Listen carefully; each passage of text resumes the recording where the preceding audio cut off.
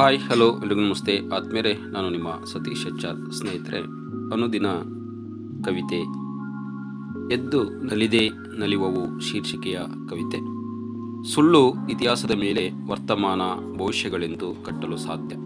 ಗೋರಿ ಸಮಾಧಿಯೊಳಗಿನ ಆತ್ಮಗಳೆಂತೂ ಸುಮ್ಮನಿದ್ದಾವು. ಅತ್ತಿಕ್ಕಿದಂತೆ ಅಕ್ಕೊತ್ತಾಯವ ಮಂಡಿಸಲೊಂದು ದಿನ ಚಿಮ್ಮಿ ಪುಟಿದೇಳುವುದು ನಿಶ್ಚಿತ. ಇದು ನನ್ನ ನಿನ್ನ ಮಾತಲ್ಲ ಕಾಣೋ ಜಗದ ನಿಯಮ.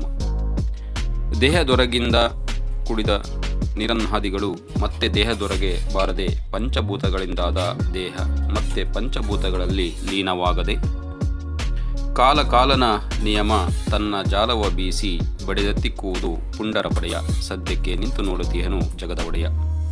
ಆ ನಿಯಮಕಾರಕನ ಚಿಂತೆ ಸದ್ದಿಲ್ಲದಂತೆ ಸಂತೆ ಕೆಡುಕು ತೊಳೆಯಲು ಅಲ್ಲೊಂದಲ್ಲೊಂದು ಹೂವು ಬಾಡಲೇಬೇಕು, ಸಾರ್ಥಕವಾಗಲೇಬೇಕು, ಮತ್ತೊಂದು ಜನ್ಮದಲ್ಲಿ ಪರಿಪೂರ್ಣ ಒಡೆಯನಾಗಲೇಬೇಕು. ಸುಳ್ಳು ಇತಿಹಾಸ ನರಳಿದ ಆತ್ಮಗಳು ಪರಿಪೂರ್ಣವಾಗಲೇಬೇಕು, ಪರಿನಿರ್ವಾಣದ ಕಂಡು ಭಗವಂತನಲ್ಲಿ ಲೀನವಾಗಲೇಬೇಕು.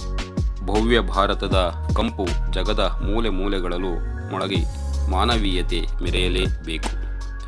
ಭಾರತದ ಬುನಾದಿ ಮಾನವತೆಯ ತಳದಿ ಎಂಬುದೋ ಮತ್ತೊಮ್ಮೆ ಜಗದರಿವಿಗೆ ಬರಲೇಬೇಕು. ಈ ದೇಶದ ಆಧ್ಯಾತ್ಮ ಜಗದೊಳೆಲ್ಲ ಪಸರಿಸಲೇಬೇಕು.